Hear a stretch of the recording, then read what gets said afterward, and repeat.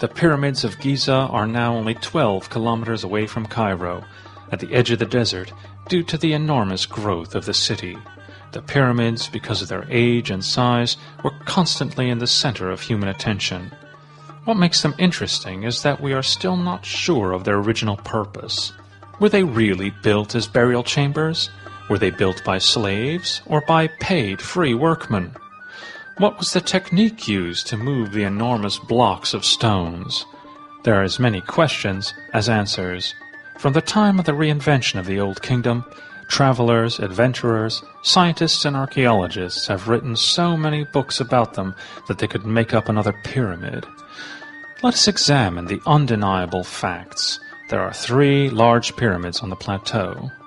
The one of Khufu, called Cheops in Greek, the one of Chephren, and Mycerinus. There are also several smaller pyramids for the queens, and there are the mastaba tombs, temples, and the Great Sphinx. The greatest of them is the Cheops, which, with its 147-meter height, was the largest building on Earth until the building of the Eiffel Tower. The base is 230 meters on a side, and is made of 2.5 million stones weighing 2.5 tons apiece. It was originally covered by white marble, and its now flat top was capped by a golden pyramid. The setting and the order of the pyramids are proof of accurate astrological knowledge. The Pyramid of Chephren is 15 meters smaller on each side, and the marble cover can still be seen on it. The smallest pyramid is only half the height of the bigger ones, but it must have been beautiful, covered by pink stone. Despite the advanced technology of the 21st century, we hardly know more about the interior of the pyramids than 150 years ago. The sarcophagi in the burial chambers were already opened in ancient times. The mummies and everything else were taken away. Today, one cannot climb to the top of the pyramids, and the number of visitors who can enter at the same time is limited.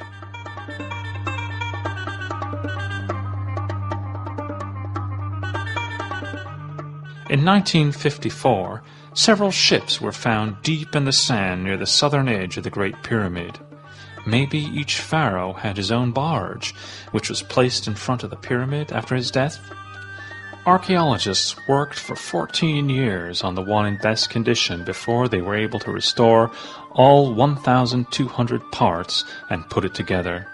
The ship was called the Solar Barge, and it is exhibited in a hall built just for that purpose. Probably its original purpose was to transport the body of the pharaoh from Memphis to Giza to prepare him for his final journey in the temple. The barge symbolized the ship which transported the pharaoh to Osiris, the lord of the underworld. The soul of the deceased, according to the Book of the Dead, embarked on a journey to the underworld, the last stop of which was the weighing of the heart. It was done by the jackal-headed god Anubis, in front of Osiris and the other gods. Those who were of true heart could receive eternal life.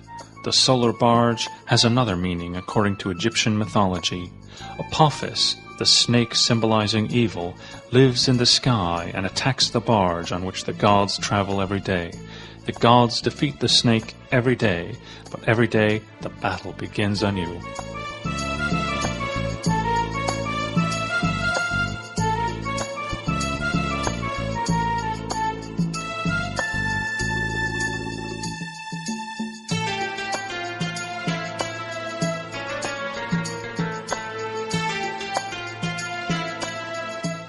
Near the Valley Temple is the Sphinx, carved from limestone.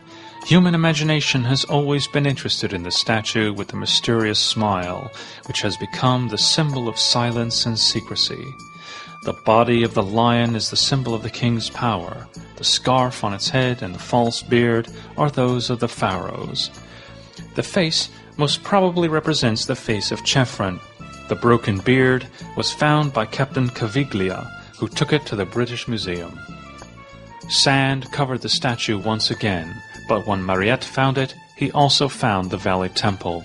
The proverb, namely that anywhere we dig in Egyptian soil we will find a relic, seems to be true.